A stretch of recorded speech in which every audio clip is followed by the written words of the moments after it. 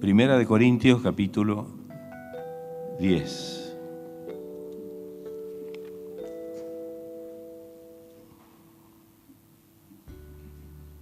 Amén. Y vamos a leer del versículo 1 al versículo 12. Amén. Dice así la palabra del Señor. Porque no quiero, hermanos, que ignoréis que nuestros padres todos estuvieron bajo la nube y todos pasaron el mar, y todos en Moisés fueron bautizados en la nube y en el mar. Y todos comieron el mismo alimento espiritual, y todos bebieron de la misma bebida espiritual, porque bebían de la roca espiritual que los seguía, y la roca era Cristo.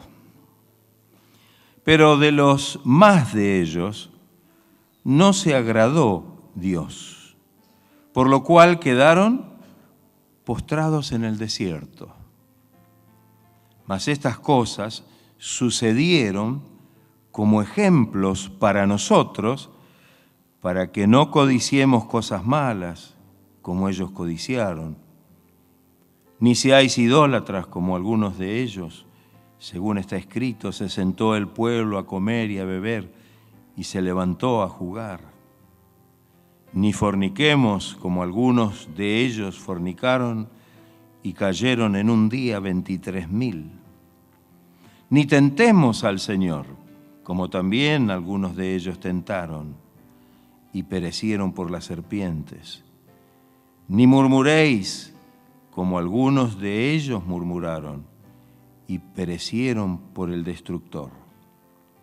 Y estas cosas les acontecieron como ejemplo, y están escritas para amonestarnos a nosotros, a quienes han alcanzado los fines de los siglos. Así que el que piensa estar firme, mire que no caiga. Amén. El pueblo de Israel fue bendecido desde que salió de Egipto y en el transcurso de su travesía por el desierto con muchas bendiciones y con muchas experiencias espirituales. Sin embargo, a pesar de ello, fueron descalificados. Es más, en un momento allí la palabra dice que los más de ellos, es decir, la mayoría de ellos, realmente estuvieron en esta situación. Considerando el contexto de este pasaje, de Primera de Corintios 10, continúa con un tema que viene desarrollándose de los capítulos anteriores, el capítulo 8 y el capítulo 9, donde de alguna manera Pablo establece dos principios. El primero, que un ídolo realmente no es nada. Acuérdense que Pablo está hablando de los sacrificados a los ídolos y todo este tema, que le lleva 2 capítulos para poder expresar realmente la enseñanza, ¿no? Y entonces, primero, que un ídolo realmente no es nada, y está bien para los cristianos de Corinto que entendieron esto al actuar, al proceder, de acuerdo con este conocimiento con respecto a ellos mismos. Es decir, que ellos debían saber que un ídolo no es nada. ¿Y esto es bueno o no? ¿Qué es un ídolo para nosotros? Tenemos un verdadero Dios poderoso, creador del cielo y la tierra. ¿Qué es un ídolo para nosotros? Pero el segundo principio dice que como cristianos el amor es más importante para nosotros que el conocimiento. Y aquí estamos en una situación. Ellos en primera instancia actuaban de acuerdo a ese conocimiento y ahí Pablo en cierta manera censura la actitud, la acción de ellos, que ahora la vamos a ver. Pero el segundo principio es que el amor es más importante para nosotros que el conocimiento.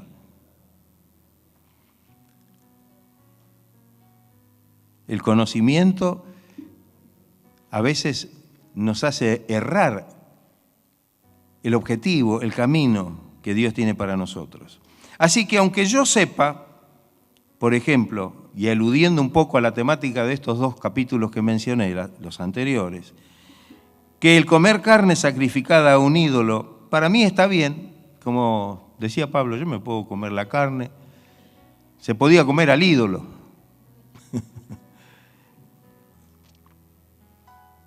Pero si causa que mi hermano tropiece, Pablo dice con toda claridad, no lo haré porque no estoy mostrando el amor de Cristo hacia mi hermano. ¿Amén? Y aquí está la cosa. Está como puesta en un relieve, ¿no? De cómo el conocimiento está bien. Pablo les tenía que convencer a ellos de que los ídolos no son nada en el mundo. Pero cuidado, no sea que ese conocimiento y la acción deliberada de participar en algunas cosas como ellos participaban, luego haría tropezar a los hermanos más débiles y estuvieran faltando al amor. Amén. Y piensen ustedes que ahí también hay una advertencia. Hay de aquel que hace tropezar a uno de estos pequeños, dice. ¿No? Que lo haga tropezar. Cuando se trató de este tema, dijo, si esto puede hacer tropezar y el comer carne sacrificada a los ídolos puede hacer tropezar, dice, no comeré carne jamás, dijo Pablo. Porque en definitiva lo que él deseaba y anhelaba en su corazón era que no solo los corintios, sino todos los que se acercaban al Señor mediante la palabra de Dios y el Evangelio de Cristo, pudieran recibir la salvación. Esto es algo importante, esto es algo que merece que prestemos mucha atención. En 1 Corintios capítulo 9, Pablo mostró cuán importante es para un cristiano renunciar a algunos de los derechos que tenemos. Tal como Pablo renunció a su derecho de ser sustentado para predicar el Evangelio. ¿Tenía derecho Pablo a recibir la ayuda por estar dedicado a su ministerio misionero? Sí. Sin embargo, Pablo renunció a ese derecho, tal es así que gran parte de su labor misionera la hizo trabajando con sus manos. Él tenía su oficio, que era construir tiendas, y que en ese caso, los corintios, a quien él está escribiendo esta carta, no colaboraron con él como lo hicieron, por ejemplo, los hermanos de Filipo, a quien Pablo les agradece y les dice que todo lo que ellos han hecho y han colaborado con él para ayudarlo en el apoyo para que él pudiera seguir avanzando y predicando en la obra, eso era algo que iba a ir a favor de ellos delante de la presencia de Dios. Porque cuando hacemos algo para Dios, Dios nos bendice y nos retribuye con abundancia. ¿O no es así, hermano? No era que entonces, Pablo entonces se aprovechaba de los de Filipo. No, ellos tenían en su corazón. Los de Corinto no lo habían hecho.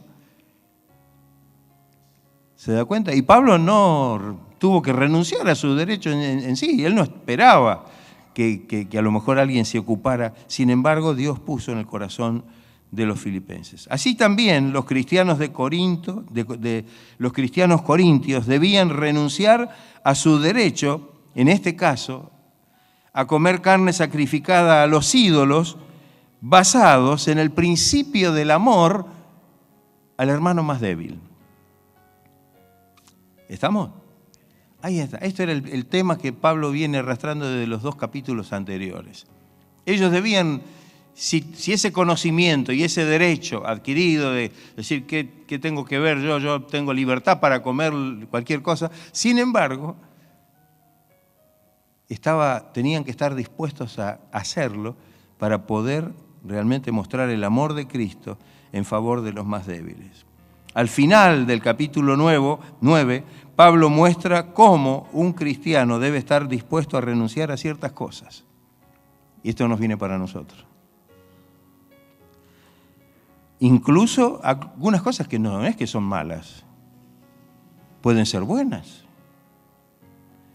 por amor, estamos dispuestos a renunciar a ellas y seguir adelante corriendo la carrera que Dios nos ha puesto por delante, para que podamos realmente, como dice Pablo al final del capítulo 9, no ser eliminados.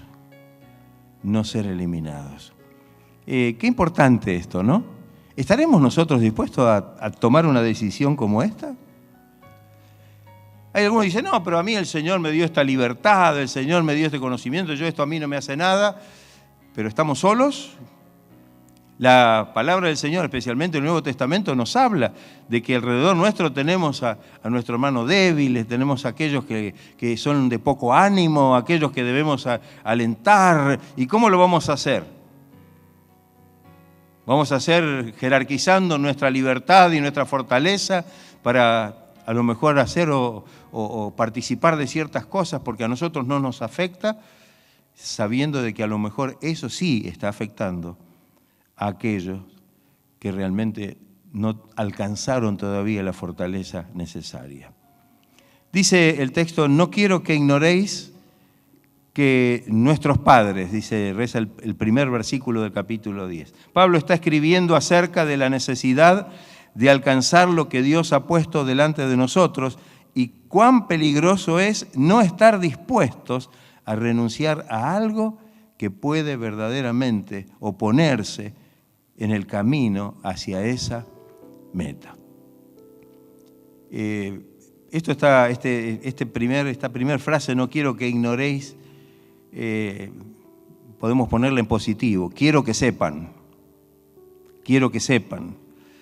porque va a dar un ejemplo que los iba a sacudir a ellos. Y ellos debían saber estas cosas.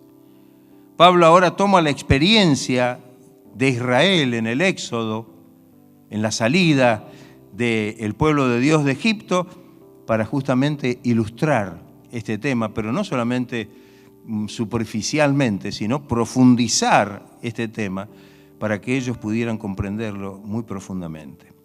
Nuestros padres estuvieron bajo la nube y todos pasaron el mar. Y todos en Moisés fueron bautizados. Mire qué frases, ¿no? Algunas frases parecen difíciles de comprender, pero no lo son. La nube está refiriéndose a la nube de gloria, ¿no? A la Shekinah, esa nube que Dios les dio al pueblo de Dios, que los protegía.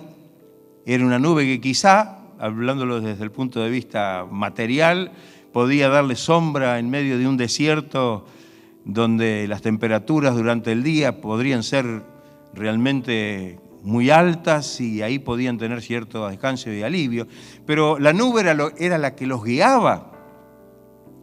Porque cuando Dios quería que su pueblo levantaran campamento y siguieran camino, la nube era la que los llevaba. La nube se levantaba sobre el pueblo y tenían que seguir esa columna de nube. Qué importante. Pero también significaba otra cosa. Esa nube, como la Shekinah, representaba la presencia de Dios en medio de su pueblo. Mientras estuviese esa nube que ellos podían contemplar ahí en medio de su pueblo, esa era la manifestación de la presencia de Dios en medio de ellos. Era un recordatorio de la constante presencia de Dios en medio de su pueblo. Todo Israel cruzó el Mar Rojo y vio el increíble poder de Dios para sostener las paredes al costado de un lado y del otro, para que ellos pudieran cruzar en seco. Y después de haber pasado, vieron como Dios soltó las aguas para terminar con el ejército egipcio que los estaba persiguiendo, librándolos para siempre de sus enemigos. Qué glorioso, ¿no? Dice que fueron bautizados. Una palabra que ahí es donde nos cuesta comprender. Bautismo significa inmersión, ¿no? Estar sumergidos en algo. Creo que en un punto de vista, el haber sido bautizados en la nube y en el mar, como dice aquí la palabra, es como que estaban sumergidos en esta experiencia. Había sido algo literal, real para ellos. Y había sido una experiencia espiritual, milagrosa de parte de Dios. ¿O no es así? Y esto era algo maravilloso. Esto era algo glorioso. Así que ellos estaban o habían disfrutado de una bendición maravillosa y extrema, viendo esta maravilla de Dios. Y dice que fueron bautizados en la nube y en el mar, y esto los identificaba como pueblo bajo la dirección de Moisés. Porque dice el texto que estuvieron de esta manera y todos en Moisés, el versículo 2, fueron bautizados en la nube y en el mar. Amén. Bajo la dirección de alguien a quien Dios había puesto para que los sacara, para que los guiara. Alguien que no se creía capaz de hacer tal hazaña. Cuando Dios lo llama, ¿qué dijo Moisés? No, se resistía a hacer semejante cosa porque no se creía capaz, porque tenía un montón de cosas y puso un montón de excusas. Pero Dios lo había elegido para eso y finalmente Dios lo usó para poder sacar a su pueblo de la esclavitud de Egipto, para llevarlo a la tierra prometida. También dice que todos comieron del mismo alimento espiritual y todos bebieron de la misma bebida espiritual. Miren, todo Israel fue sustentado milagrosamente por la provisión de Dios. ¿O no fue así? Cuando tuvieron que beber agua, fue a través de un milagro. Cuando tuvieron que comer, Dios milagrosamente les envió el maná del cielo. O sea que todos fueron alimentados. Esta fue una notable muestra del amor de Dios hacia su pueblo y prefigura justamente la comida y la bebida espiritual que recibimos los cristianos, para hacer una relación con esto, al participar de la cena del Señor. El Señor dijo: el que come mi carne y bebe mi sangre. Y una relación, quizás si queremos hacerla, de que esa es la bendición que nosotros hoy podemos participar. No solamente que podían comer para saciar el hambre físico o tomar agua para saciar la sed física, porque tanto el alimento como la bebida dice que eran espirituales. Y que no solamente esto, que la roca, esa roca espiritual que los seguía para que ellos pudieran beber, ¿quién era? Cristo, dice el texto. Y la roca espiritual era Cristo. Israel incluso tuvo la presencia del Señor mientras peregrinaron por el desierto. Si Pablo lo dice de esta manera, yo esto lo tomo literalmente. Porque lo que los sostuvo a ellos fue realmente el poder del Señor. ¿O no es así? Si no, hubieran perecido a poco tiempo de haber salido. Aquí el identificar la roca espiritual que los seguía, Pablo está construyendo sobre una tradición rabínica que dijo que Israel fue suplido con agua de la misma roca por todo el desierto, una roca que lo siguió. No nos podemos hacer una imagen de esta. ¿Usted ha visto alguna vez una roca que camine? Que se mueva siquiera, salvo cuando se desmorona de un monte pero esa roca a la cual se refiere era una roca que los seguía, él estaba con ellos. Y al decir que esa roca era Cristo, evidentemente está hablando de esa provisión sobrenatural que el Señor les estaba dando en todo momento. Jesucristo estaba presente con Israel en el desierto, proveyendo en forma milagrosa todo lo que ellos necesitaban. Yo digo, qué bendición, ¿no? Qué privilegio tuvieron, qué maravilla. Porque si bien tuvieron que enfrentar momentos difíciles, el Señor los había librado. El ejército al principio, el ejército egipcio los perseguía, parecía que los había encerrado frente al Mar Rojo. El Señor les abre las aguas, pasaron del otro lado en seco. El Señor les endulzó las aguas de Mara, y ahí el Señor empezó a darles todo lo que necesitaban, milagrosamente. ¿Ha hecho algún milagro el Señor en su vida? ¿Ha actuado milagrosamente el Señor en su vida, mostrando su providencia, su sustento, su ayuda en los distintos momentos de su experiencia? Pero a pesar de todo esto que estamos mencionando y que es algo maravilloso, dice que la mayoría de ellos, a la mayoría de ellos no se agradó Dios. No se agradó. A pesar de todas estas bendiciones y de todos estos privilegios que tenían, en realidad no pudieron agradar a Dios. Deberían haber sido agradecidos. ¿Hubo gratitud en el pueblo de Dios por esto? ¿Por esas bendiciones? ¿Vemos al pueblo reunido, alabando y glorificando al Señor? No, se reunían para otra cosa, que después la vamos a ver, y que les ocasionó perder la posibilidad de llegar a la tierra prometida. ¡Qué terrible! No se preocuparon de ser agradecidos y de llevar realmente una conducta agradable delante del Señor, y esto les ocasionó realmente el gran problema. De la mayoría de ellos es una gran verdad, porque solamente de todo el pueblo que salió de Egipto, 2 solamente entraron en la tierra prometida. Y me lo dicen ustedes quiénes fueron. Josué y Caleb. Solamente 2 pudieron entrar en la tierra prometida. Los demás, dice bien el texto, quedaron postrados, murieron en el desierto.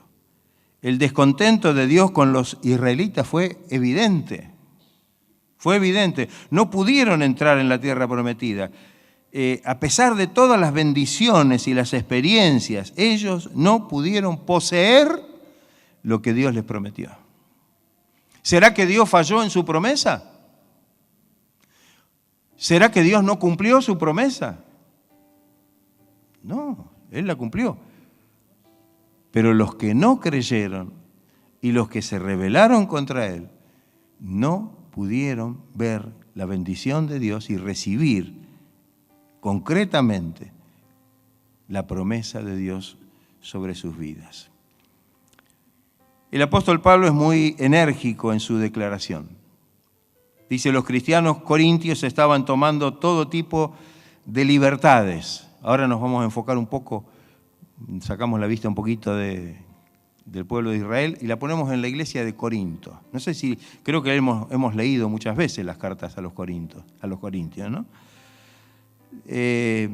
Los corintios estaban tomando todo tipo de libertades, como fiestas paganas en templos paganos, y todo esto que hacían deliberadamente hacía tropezar a sus hermanos. Sin embargo, pensaban que estaban a salvo porque ellos estaban supuestamente bendecidos. Cuando uno mira y empieza a leer la primera carta, esta, al principio, sus experiencias espirituales pasadas eran muy interesantes, ¿no?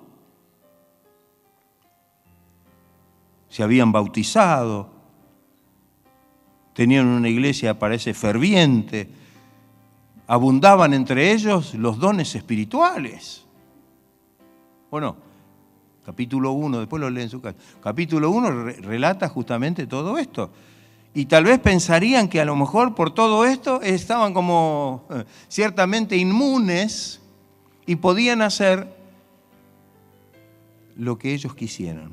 Sin embargo, Pablo les advierte que deben tener cuidado, porque así como Israel había sido bendecido y tuvo experiencias espirituales, sin embargo, no pudieron entrar en la tierra prometida y quedaron muertos en el desierto. De la misma manera pasaría con los cristianos de Corinto, si ellos actuaban o seguían actuando de esa forma. Ellos supusieron que ser partícipes de las ordenanzas del Evangelio, como el bautismo, la Santa Cena, la recepción de los dones, les aseguraba la salvación. Ahí está, somos salvos. Está todo bien. Entonces podrían participar de fiestas idólatras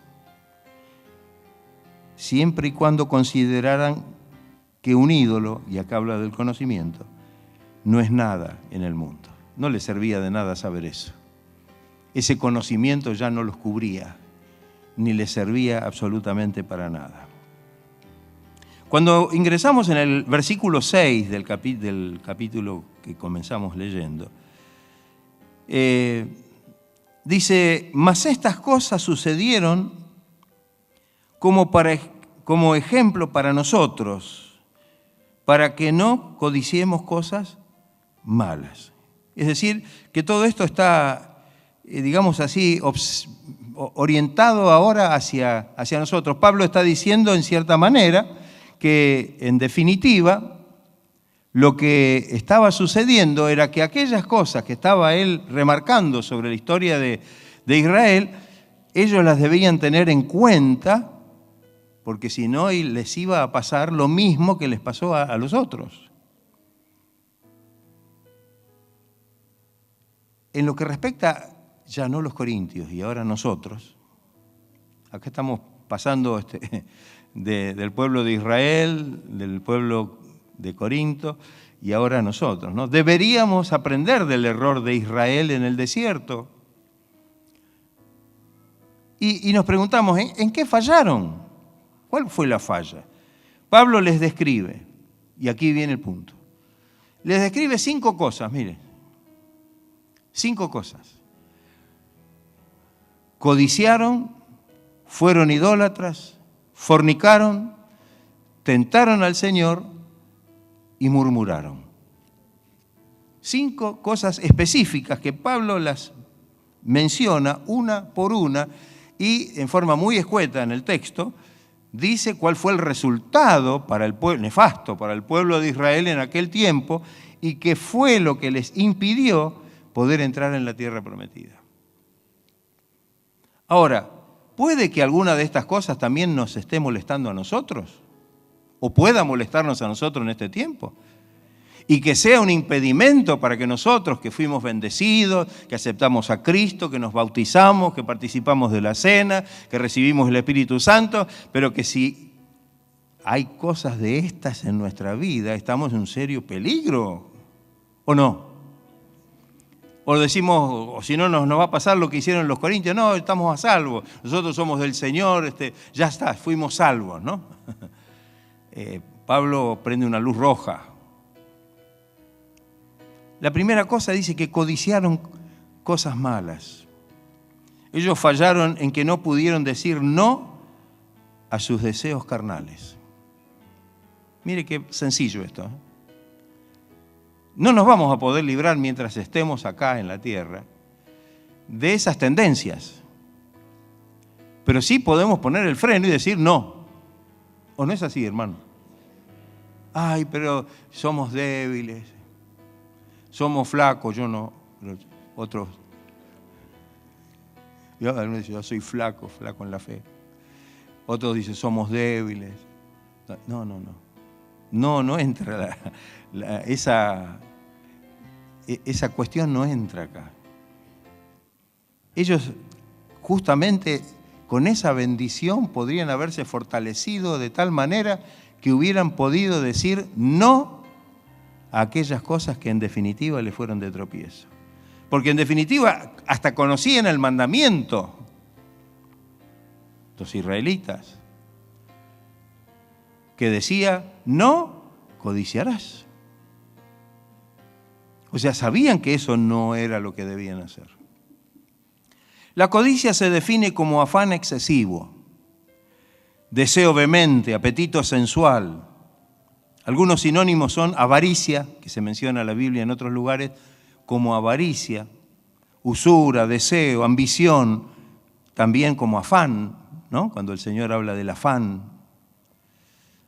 En el capítulo 11 de Números, describe con claridad la actitud de los israelitas.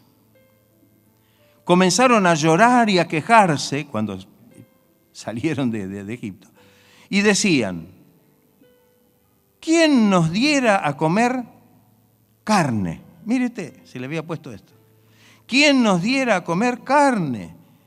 Y despreciaban el maná. No sé qué idea tiene usted del maná, no tenemos mucha información, pero por lo que dice el texto bíblico, el maná lo recogían, lo molían, como en un molino casero, y lo cocinaban y hacían como panes o tortas. No es que comían como una especie de copo de nieve, porque viste, algunos se tienen la idea esa, ¿no? Sí, bueno, caía del cielo como un copo de nieve y era... No, era algo que podía realmente calmar. Y como digo, siempre no había comida más balanceada que esa, porque durante 40 años dice que ni siquiera hubo enfermos entre ellos. ¿O no es así? Se ve que el alimento era suficiente y era bueno. Pero ellos tenían la codicia de aquellas cosas. Querían comer carne.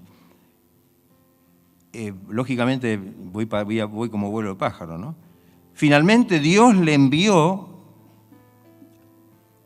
por la queja, por lo que hicieron y por la manera que hablaron, Dios les envió codornices que con desesperación comieron y amontonaron a lo largo del campamento. Me imagino las pilas de codornices que habían cazado, que le habían dejado ahí pilas y montones de codornices para embucharse con las codornices, porque... Y el Señor se lo había dicho cuando le respondió a Moisés que le iba a dar de comer esto. Y le dijo, y comerán hasta que les salga por las narices, dice el texto bíblico. Todo esto dentro de ese texto de Números, ¿no? Pero dice que cuando Dios vio ese cuadro, cuando Dios vio eso, lo hirió con una plaga muy grande. Y dice que se llamó aquel lugar Kiriot Ataba, por cuanto allí sepultaron al pueblo codicioso. Ahí está. Qué terrible, qué terrible. Querían comer carne. Los cristianos de Corinto insistían en comer carne sacrificada a los ídolos, aunque estaban guiando a otros cristianos al pecado. Ese ejemplo no era realmente bueno y estaba contaminando la fe de los creyentes, porque simplemente no pudieron tomar dominio propio y decir esto no conviene. Ellos dijeron, la carne se ve muy buena, porque la carne que era sacrificada a esos ídolos después se vendía. Y muchas veces, no es que se consumía en las casas, se consumían en los templos paganos. Y muchos de esos creyentes aparentemente iban y participaban de esas comidas. ¿Cómo no iba eso a debilitar y a perjudicar la fe de aquellos que habían creído en el Señor y que todavía eran débiles espiritualmente? Hay ejemplos en la Biblia, hay muchísimos ejemplos. Pero siempre la codicia termina mal. Siempre. Hay un ejemplo que lo conocemos todos. Una de las personas codiciosas que sufrió el juicio de Dios fue Acán, ¿no? Se habla mucho del pecado de Acán.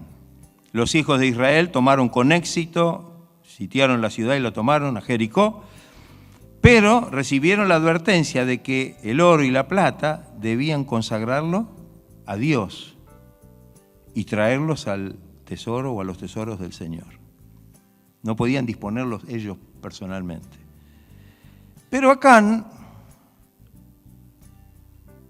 cuando vio el lingote de oro y vio la plata y vio, dice, un manto babilónico que habrá pensado, ¿cuánto valdrá este manto babilónico? Secretamente lo guardó, se guardó algo del oro y de la plata para él. Pero ¿sabe una cosa? El pecado no queda oculto. Porque la persona que lo hace a sabiendas no lo confiesa. ¿O no? Lo mantuvo en secreto porque además lo escondió en su tienda para que nadie se diera cuenta. Pero Dios se lo reveló a Josué. Así como le revelaba a Moisés las cuestiones del pueblo de Israel. En este caso, que ya no estaba Moisés, ya habían cruzado el Jordán para tomar la tierra, ahora era Josué el que estaba ahí, y Dios le reveló a Josué qué era lo que estaba pasando. Porque siempre la codicia será sacada a luz. La consecuencia de este acto de codicia fue que Acán, su familia y todas sus posesiones fueron quemadas. Mire, qué terrible. Mientras su pecado estuvo oculto, los israelitas fueron derrotados por los enemigos. Mire usted. ¿Y eso qué? Bueno, pero ¿qué culpa tenía Josué? ¿Qué culpa tenían los demás israelitas que no hicieron eso? Pero fíjese cómo el pecado de alguien puede estar trayendo derrotas. Cuando Josué fue confiadamente creyendo que la próxima victoria era fácil, fue derrotado. Y ahí es donde Dios le dijo, tenés que sacar el anatema la maldición. Y cuando la codicia fue descubierta y fue quitada del campamento, ¿qué pasó? Ellos pudieron comenzar a disfrutar nuevamente la victoria en el nombre del Señor. ¿Qué le parece? Y esto el Señor se lo estaba mostrando a los corintios. Hoy nos está mostrando esto el Señor a nosotros. Porque podemos esconder las cosas delante de los hombres, pero no de Dios. Y que Dios se lo puede estar revelando sobrenaturalmente, como se lo revelaba a Moisés o a Aarón, o se lo revelaba en este caso a Josué, o como, vamos a dar un ejemplo más, se lo reveló a Eliseo en el caso de aquella sanidad del leproso Naamán. Otro de los ejemplos es ese, la codicia de Giezi. Luego de ser sanado de la lepra, Naamán es enviado de regreso porque había sido liberado. Finalmente hizo lo que el profeta de Dios le pidió, que se tirara 7 veces en el río Jordán, se limpió de la lepra, fue sanado y volvió a agradecer. Le quiso regalar al profeta, el profeta no aceptó nada, no quiso nada, porque él no lo hizo por ningún interés. Así que se volvía contento Naamán, pero el codicioso Giezi persigue a Naamán en el camino de regreso y utilizando mentiras y cosas que no eran verdad, le pide plata y ropas que eran ropas lujosas, que provenían justamente de un reino. Una vez más, la codicia es revelada sobrenaturalmente por Dios a un hombre justo, que es Eliseo, que era el profeta de Dios. Giezi era el criado de este profeta. Ahora, ¿qué cosa, no? Una vez más, la codicia conduce hacia el juicio de Dios. Así como le pasó a Acán. Ahora le pasa a Giezi, que fue castigado. En este caso, fue castigado con lepra y fue leproso. O sea que Naamán, el sirio, se volvió libre, sanado, y este, que era el ayudante del profeta, pero codicioso, que sabía de las cosas de Dios, sin embargo, quedó leproso por esa situación. ¿Sabe una cosa? Hay una frase que acá es interesante. La codicia ahoga la vida espiritual. Y hay una parábola en el Nuevo Testamento que Jesús muestra, que es la parábola del sembrador. Y Jesús dijo, y me voy a la parte pertinente, que algunas semillas cayeron entre los espinos. ¿Sí? ¿Se acuerdan? Una parte cayó junto al camino, otra cayó entre pedregales, otra cayó entre los espinos, la última cayó en buena tierra. Bueno, parte cayó entre los espinos, y los espinos, dice, crecieron y ahogaron las semillas y se hicieron infructuosas. Lo mundano, el afán de este siglo, el engaño de las riquezas, explica el Señor cuando explica la parábola, ahogaron la palabra y se hizo estéril completamente. Qué terrible, ¿no? La codicia por las cosas del mundo, la codicia por los afanes de este siglo y el engaño de las riquezas ahogan, y tantas otras cosas, ahogan la palabra de Dios, la semilla preciosa de la palabra de Dios, y dice que se vuelve infructuosa, se vuelve estéril. Cuando se predica la palabra de Dios, se presenta una verdadera batalla. Se presenta una batalla. La codicia por otras cosas de este mundo puede ser tan fuerte que la vida espiritual puede ahogarse completamente en una persona y en un cristiano. En un cristiano.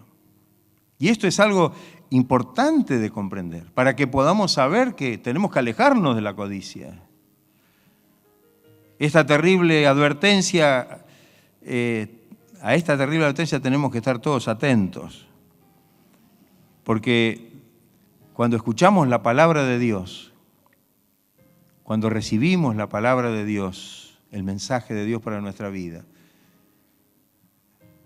tenemos que realmente evitar que los afanes y que las cosas de este mundo no ahoguen la palabra de Dios.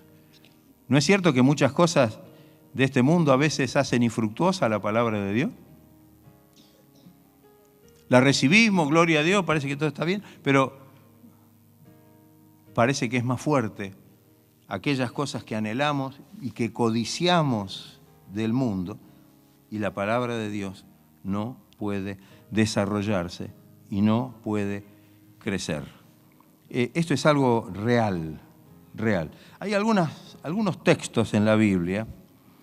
El Salmo 119 dice el salmista: oh Señor, inclina mi corazón a tus testimonios y no a la avaricia, no a la codicia.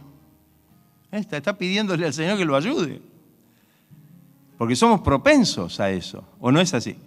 Sí. ¿No va a venir el enemigo a querer ofrecernos cosas para que las codiciemos, siendo que somos cristianos, que hemos recibido la bendición y cuántas bendiciones? Sin embargo, en todo momento estamos con este cuidado de no hacer caso de aquellas cosas.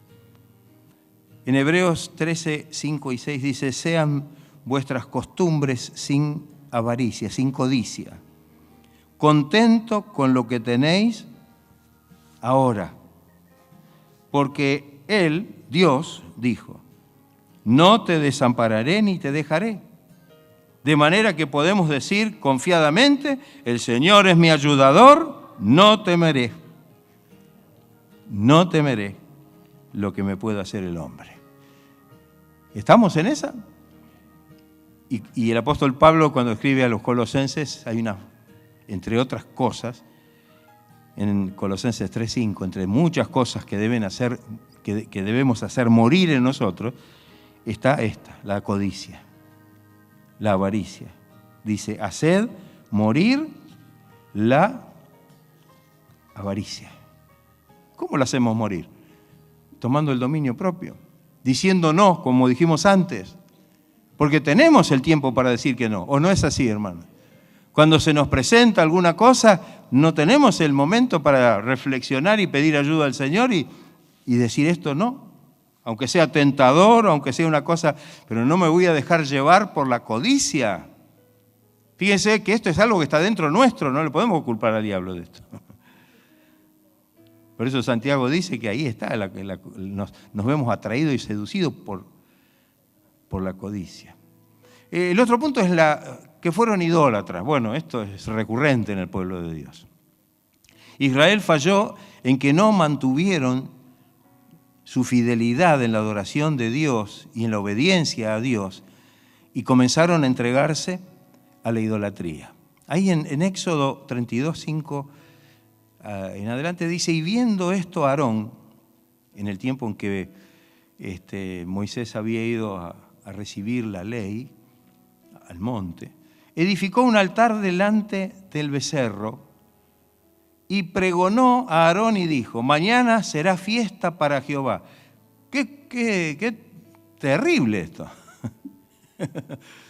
Le está haciendo, hizo un becerro de oro, está preparando una fiesta de adoración idolátrica y dice va a ser una fiesta para Dios.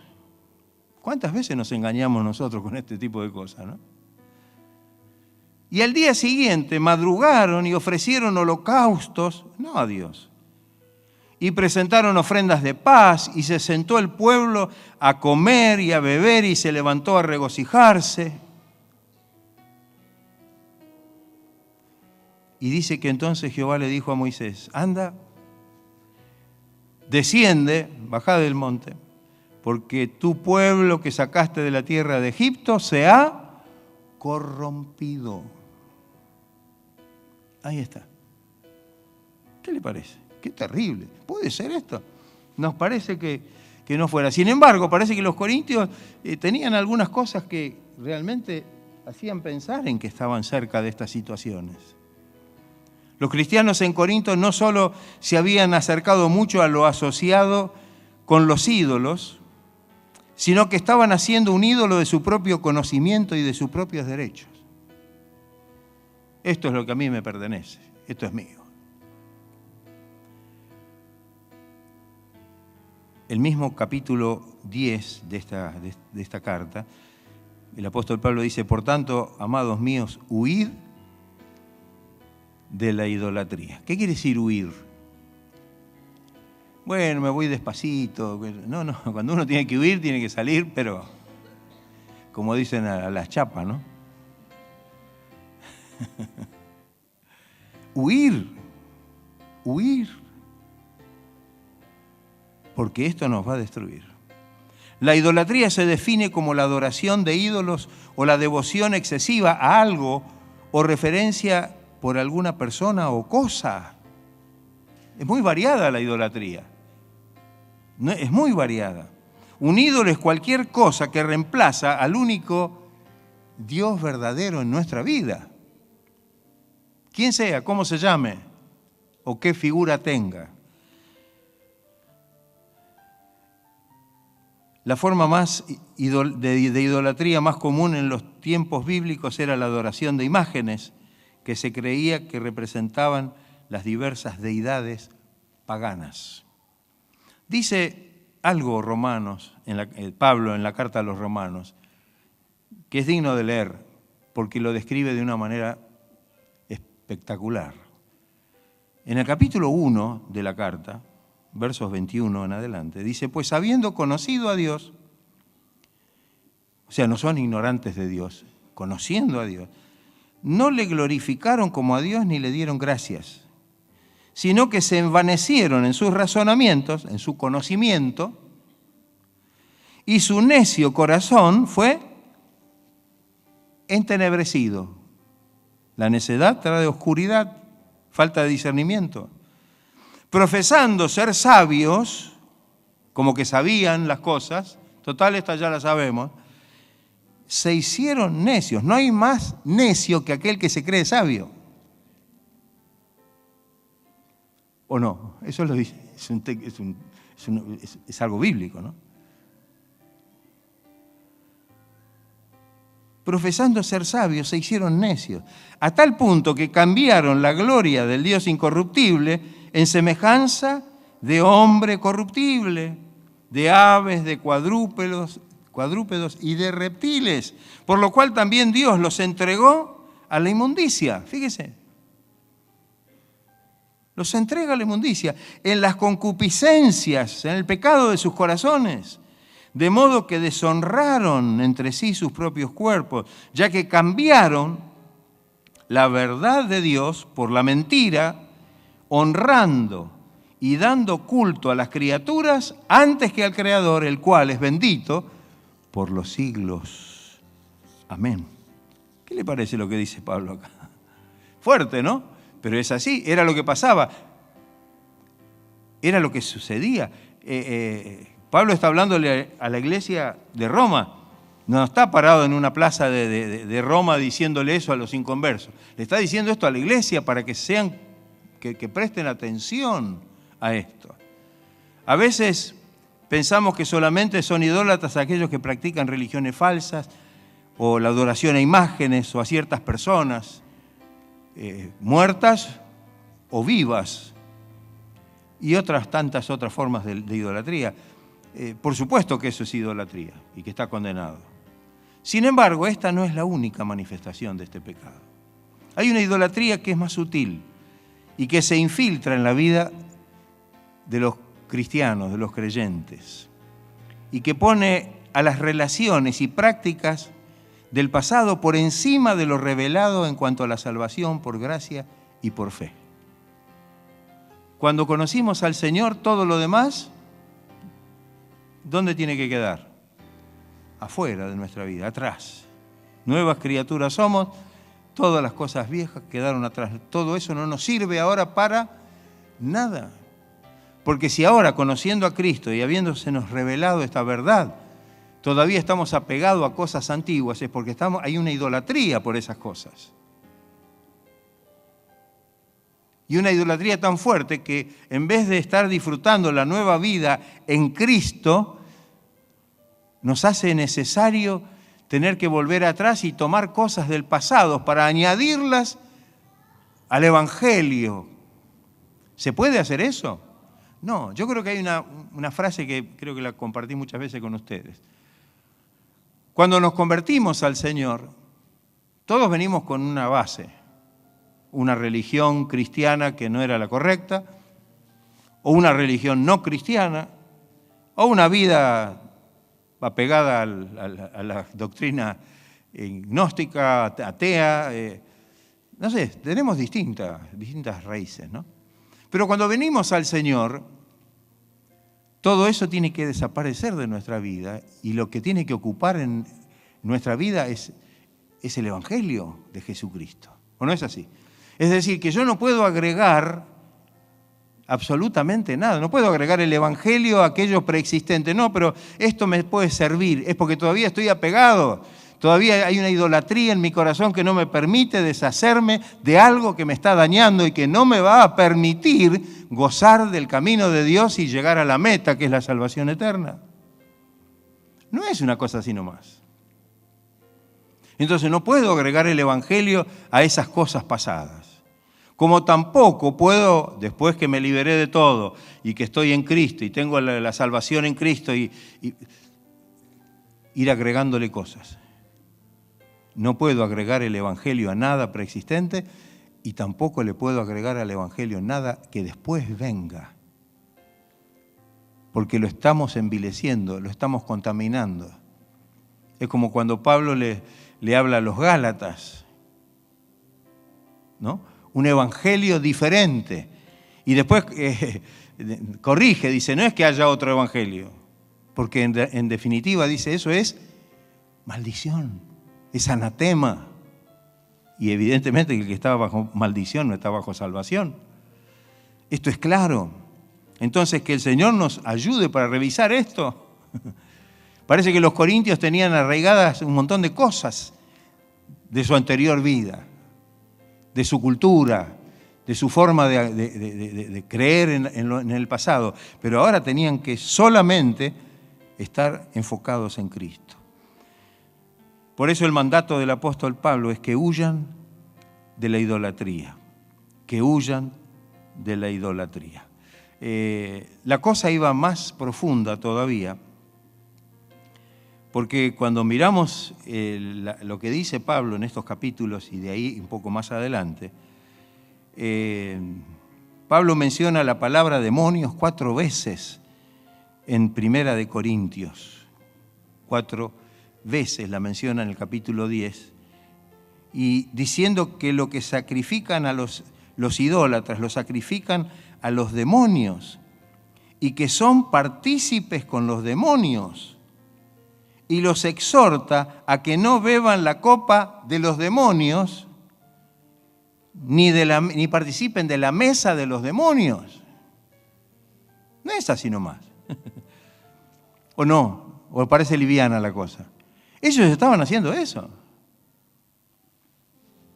Ellos participaban de esas cosas y estaban participando de esas cosas. ¿Y quién está detrás de toda esa idolatría? ¿Quién está detrás de eso? No, hay alguna persona. No, está el diablo, está el demonio. Y todo lo que hacían, lo sacrificaban a los demonios, bebían de la copa de los demonios y comían de la mesa de los demonios. La pregunta que nos hacemos es, ahora nosotros, ¿estamos huyendo de la idolatría?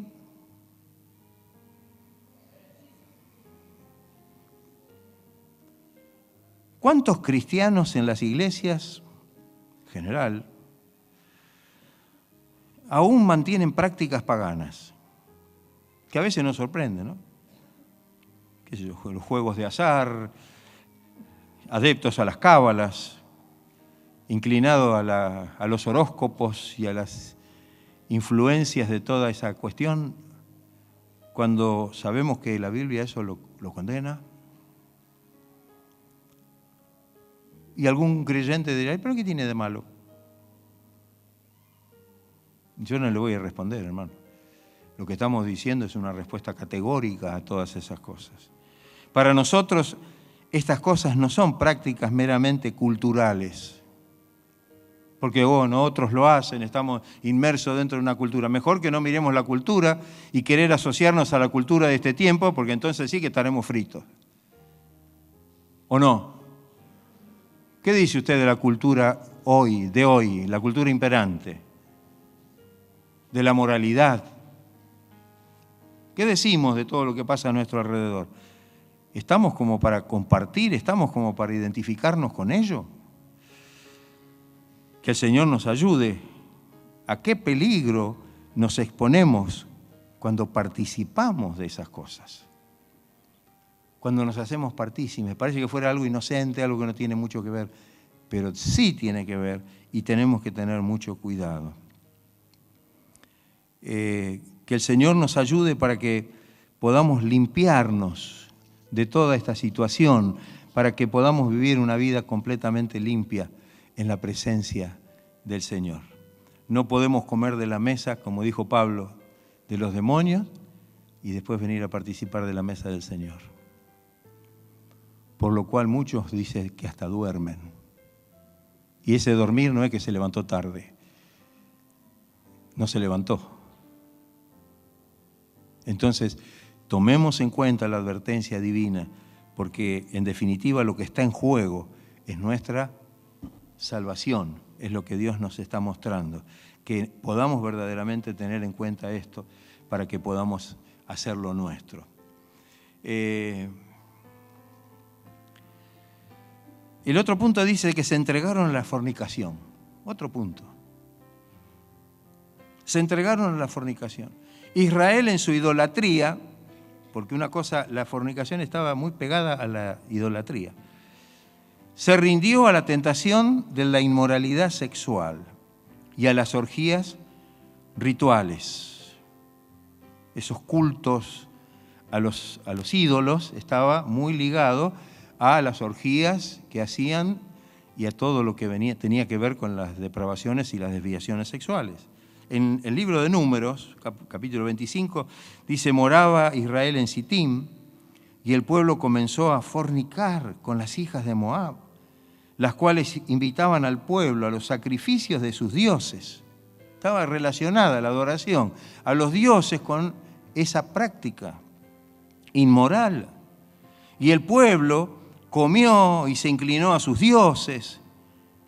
Así acudió el pueblo a Baal Peor y el furor de Jehová se encendió contra Israel.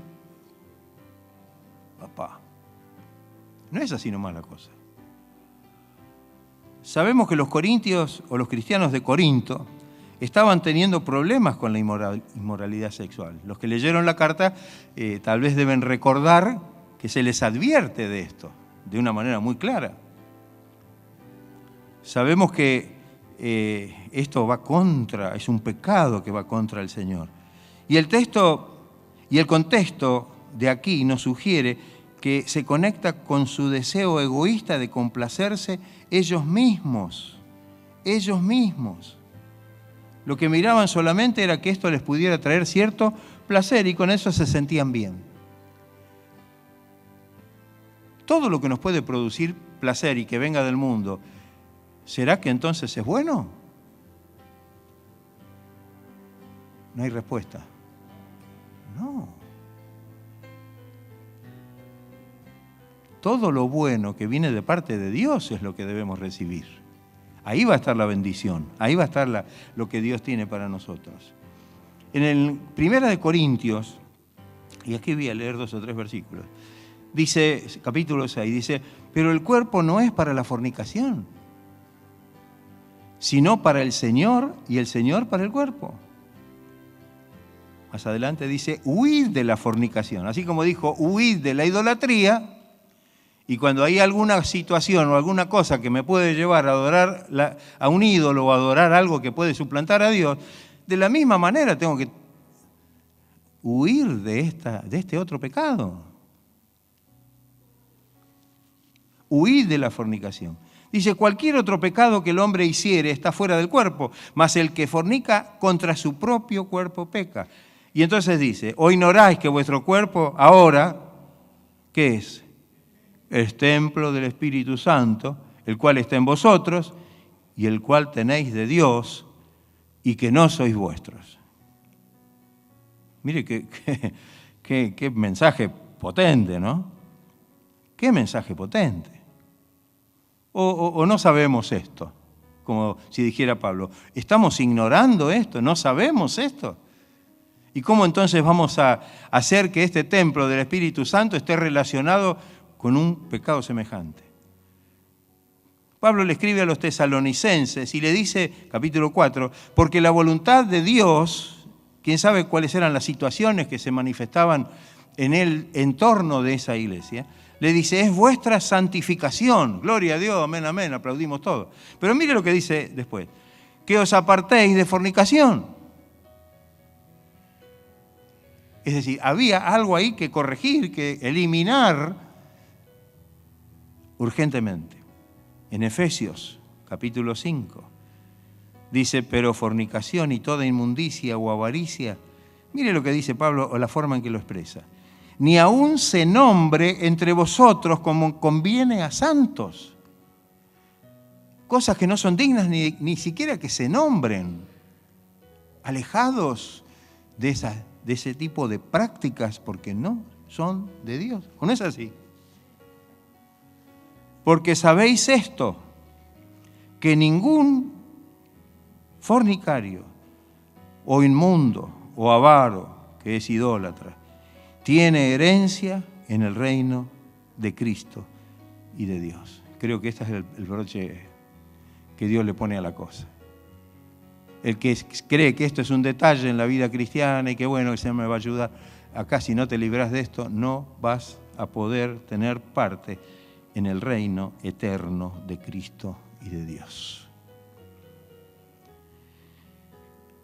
Entonces, así como en Colosenses leímos que tenemos que hacer morir la codicia, la avaricia, también dice, haced morir pues lo terrenal en vosotros, y lo que el pecado que encabeza esta lista es la fornicación. Fornicación, impureza, pasiones desordenadas y malos deseos. Todas cosas relacionadas con ese pecado. Amén. Amén. El otro, faltan dos nada más. Tentaron al Señor. ¿Qué es tentar al Señor? Es provocarlo. Es provocar al Señor. ¿Quiénes somos nosotros para provocar al Señor? Sin embargo, muchos tientan al Señor y hacen cosas, a pesar de que el Señor, en su amor y misericordia, nos ha dejado con claridad qué debemos hacer. Desafían a Dios. En Números 21, dice, y habló el pueblo contra Dios y contra Moisés. Porque, dice, decían ellos, ¿por qué nos hiciste subir de Egipto para que muramos en este desierto? Pues no hay ni pan ni agua, y nuestra alma tiene fastidio de este pan tan liviano que era el maná. Se fastidiaban ya de eso. Y Jehová, entonces, ¿qué tuvo que hacer? Le dije, bueno, pobrecito, les voy a mandar les voy a mandar algo para que se... Sí, le mandó algo. ¿Sabe lo que les mandó? Y Jehová envió entre el pueblo serpientes ardientes que mordían al pueblo y murió mucho pueblo del pueblo de Israel. Ahí se origina y sigue, no lo voy a decirle, pero lo menciono, cuando Dios hizo que Moisés hiciera una serpiente de bronce y le la pusiera en un asta, y que todo aquel que era mordido por la serpiente y estaba condenado a muerte, corriera a ese símbolo y pudiera ser libre. Evidentemente Cristo después toma y dice, como la serpiente fue levantada en el desierto, así es necesario que el Hijo del Hombre sea levantado, para que todo aquel que en Él cree no se pierda, mas tenga vida eterna. Pero, ¿cuál fue el resultado? Destrucción, muerte. No provoquemos al Señor, como algunos de ellos, dice el texto que leímos en el principio, lo provocaron y fueron destruidos por las serpientes. En Números 21, las personas habían salido de Egipto. Miremos otra vez.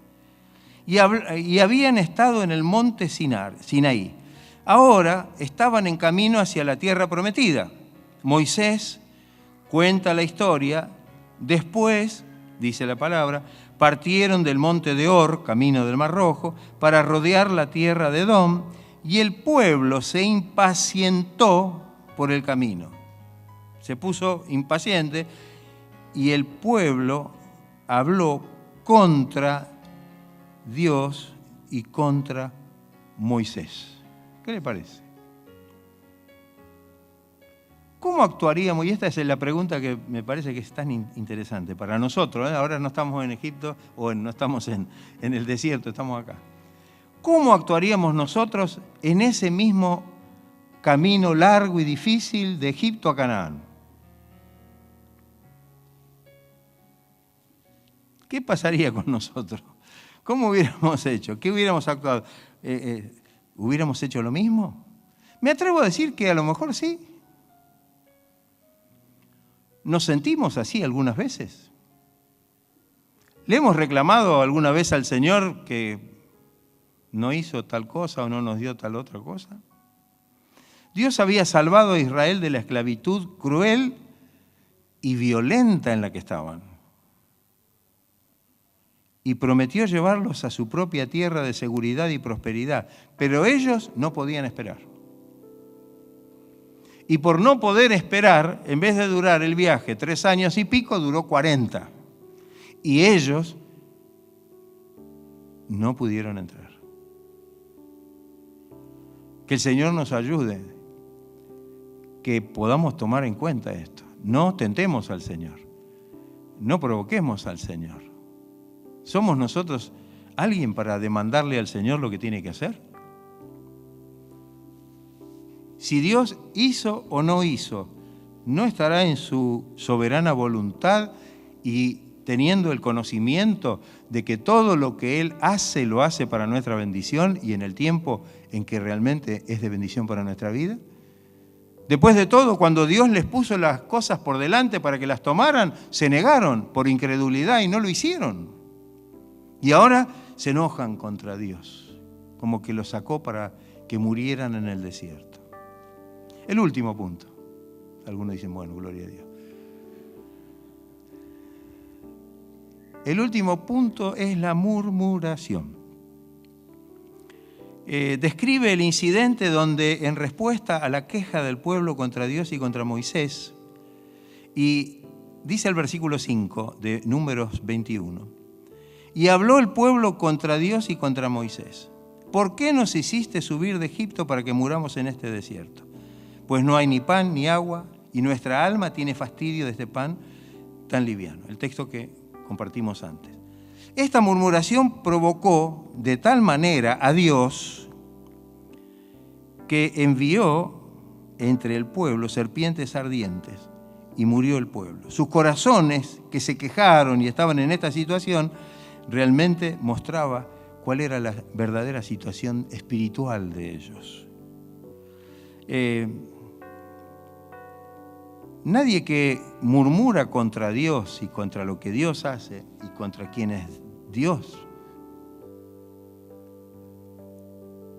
pone, le va a ir bien.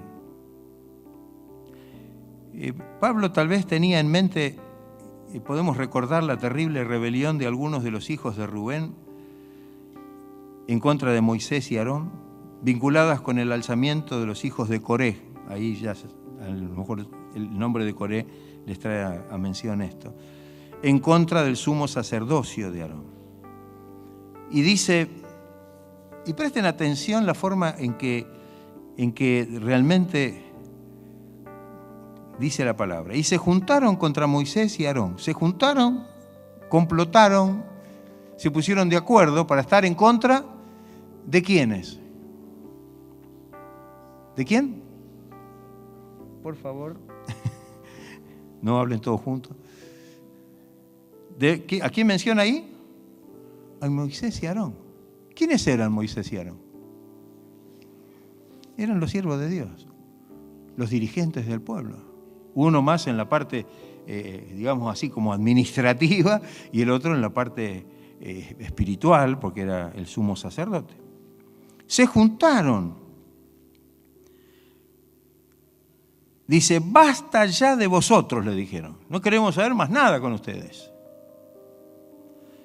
Porque toda la congregación, es decir, que hablaban en nombre ¿de quién? De todo el pueblo, de toda la congregación de Israel. Todos ellos son santos. La congregación. Y en medio de ellos está Jehová. Como diciendo, a ustedes no lo precisamos. ¿Por qué, pues, os levantáis vosotros sobre la congregación de Jehová? Es decir, como que estaban por encima o estaban dirigiendo a la congregación. Ese es el versículo 3. El versículo 9 dice, ¿os es poco? Y esto lo dice Moisés. ¿Os es poco que el Dios de Israel os haya apartado? Porque ellos formaban parte de la tribu de Leví, que era la tribu que se había separado para los oficios sagrados del tabernáculo. Entonces, se les dice a ellos que estaban haciendo este reclamo, estaban murmurando de esta manera, os es poco que Dios, el Dios de Israel, os haya apartado de la congregación de Israel, acercándoos a Él para que ministréis en el servicio del tabernáculo de Jehová y estéis delante de la congregación para ministrarles. ¿Qué están haciendo? ¿Qué es lo que están diciendo ustedes ahora? En el versículo 11 les dice entonces, por tanto, tú, Coré, y todo tu séquito, los que te siguen, sois los que os juntáis contra Jehová, pues Aarón, ¿qué es para que contra él murmuréis? Mire, Sí, en realidad, si Él está ahí, es porque yo lo puse, dice Dios. ¿Y quiénes son ustedes para murmurar? Porque en definitiva, y ahí surge la cosa, que el que murmura de esa manera no está murmurando contra Aarón o contra Moisés. Está murmurando contra Dios. Un poquito más adelante dice, el día siguiente. Esto podría haberlo llamado la atención, ¿no? El día siguiente toda la congregación de los hijos de Israel, mire lo que dice, murmuró contra Moisés y Aarón otra vez. Qué fuerte el espíritu de murmuración. Están confrontando la palabra de Dios, están confrontando a Dios, están confrontando a quienes Dios ha puesto para que los guíen. Después de todo esto, dice, toda la congregación de los hijos de Israel murmuró contra Moisés y Aarón diciendo, vosotros habéis dado muerte al pueblo de Jehová. ¿Cuál fue el resultado de esto? ¿Quedó ahí? Entonces dice que, versículos más adelante, furor salió de la presencia de Jehová y dice, comenzó la mortandad. Y los que murieron en aquella mortandad fueron 14.700, sin los muertos por la rebelión de Coré. De paso está a decir que el juicio de Dios sobre Coré fue que se los tragó la tierra. Por haber hecho lo que hicieron en contra, haciendo esta murmuración delante de Dios y de los siervos de Dios, dice que la tierra se abrió y que los tragó vivos y que fueron vivos al Seol. Mire qué terrible, ¿no?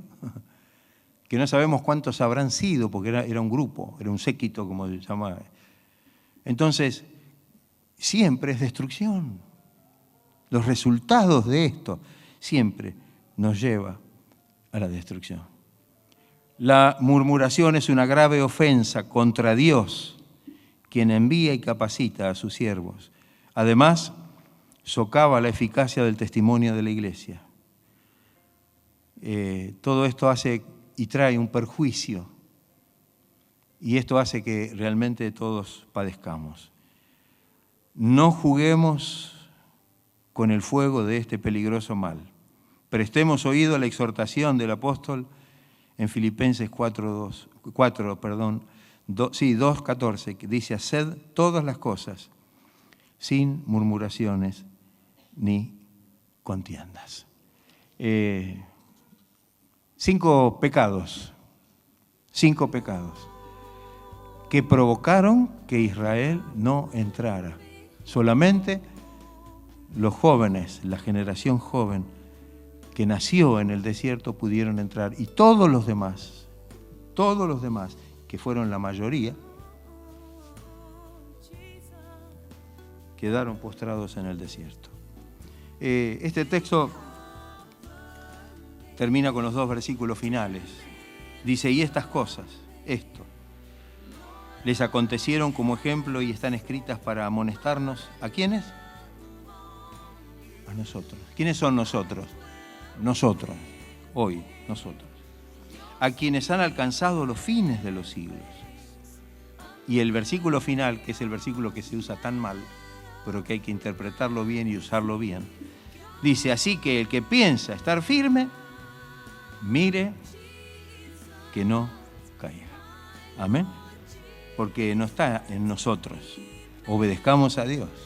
No creamos. Ellos creían que tenían todo. Los corintios creían que estaban firmes, tenían las bendiciones, tenemos los dones del Espíritu, estamos bárbaros. Y entonces Pablo les termina esta porción diciendo, el que piensa que está firme, cuidado, que no caiga. Está confiando en su propia fuerza. Está solamente mirándose a sí mismo y confiando en sus propios conocimientos y derechos, sin darse cuenta que lo que tiene que hacer es humillarse ante la presencia del Señor. ¿Estaremos dispuestos nosotros a tomar en cuenta este mensaje? No sé, no es un mensaje evangelístico tal vez, pero es un mensaje para la iglesia. Este mensaje fue para la iglesia de Corinto. Y en esta mañana este mensaje es para la iglesia de los Olivos. para nosotros, para que lo oigamos, para que lo recordemos, para que lo meditemos y que podamos realmente tomar las decisiones que tenemos que tomar y saber decir no cuando hay cosas que pueden contaminar nuestra vida espiritual y hacernos caer de la gracia del Señor.